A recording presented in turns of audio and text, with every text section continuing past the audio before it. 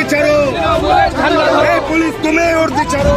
মুর্শিদাবাদের বেলডাঙ্গায় যাওয়ার পথে বিজেপির রাজ্য সভাপতি সুকান্ত মজুমদারকে আটক করল পুলিশ। এদিন নদিয়ার কৃষ্ণনগর জাতীয় সড়কে সুকান্তর গাড়ি আটকায় পুলিশ। পুলিশের সঙ্গে বচসায় জড়িয়ে পড়েন বিজেপির রাজ্য সভাপতি। এরপরই বিশাল পুলিশ বাহিনী এসে সুকান্ত মজুমদার সহ বিজেপির কয়েকজন কর্মকর্তাকে আটক করে। প্রেজেন্ট ভ্যানে করে তাদের নিয়ে যাওয়া হয় কোতোয়ালি থানায়। আমাদেরকে এখান থেকে গ্রেপ্তার করে নিয়ে যাচ্ছে। কোথায় নিয়ে যাচ্ছে? আমরা জানি না কোথায় নিয়ে যাচ্ছে। 163 ধারা এখানে নেই, তবুও পুলিশ আমাদেরকে 163 ধারা ভাঙার জন্য আমাদেরকে এখান থেকে গ্রেপ্তার করবে। আপনারা কি করবেন?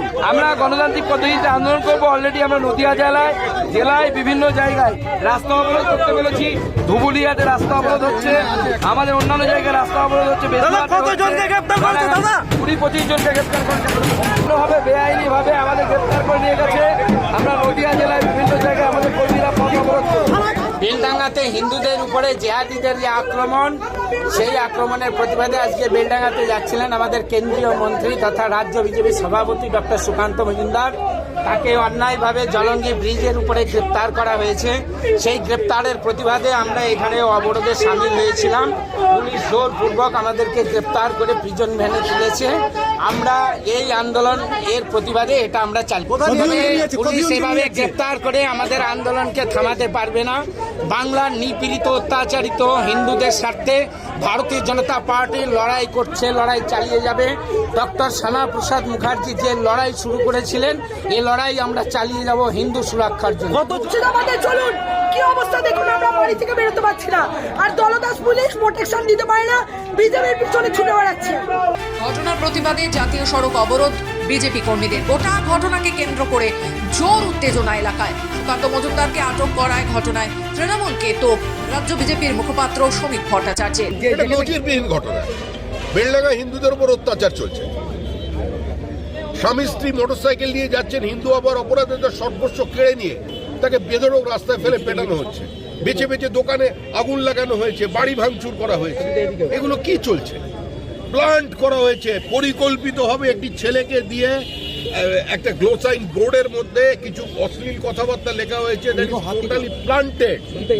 এবং এটা একটা চক্রান্ত, এটা আন্তর্জাতিক চক্রান্ত। পশ্চিমবঙ্গ একটা সীমান্তবর্তী জেলা, ওপারে বাংলাদেশের একটা ভালনারেবল কন্ডিশন।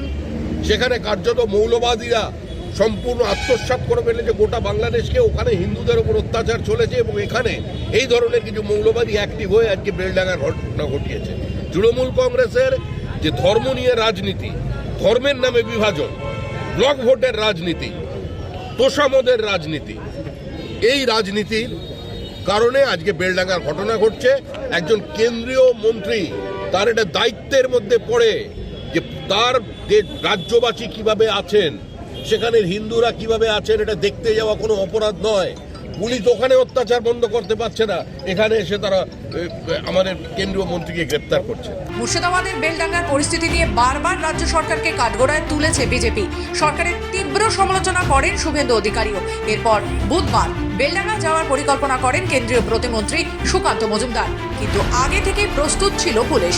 কৃষ্ণনগরের রাস্তায় ব্যারিকেড দিয়ে আটকানো হয়। পুলিশ আটকালে তর্কাতর্কি শুরু হয় সুকান্ত মজুমদারের সঙ্গে। পুলিশের তরফে জানানো হয় এলাকায় শান্তি রক্ষার স্বার্থেই তাকে এগোতে দেওয়া যাবে না। এলাকায় নিয়ন্ত্রণ জারি রয়েছে। এরপরই প্রতিবাদে পথে বসেন সুকান্ত। তখনই প্রেজেন্ট ভ্যানে তোলা হয় কেন্দ্রীয় প্রতিমন্ত্রীকে। নদিয়া থেকে সুদীপ বিশ্বাসের রিপোর্ট, খবর বাংলা।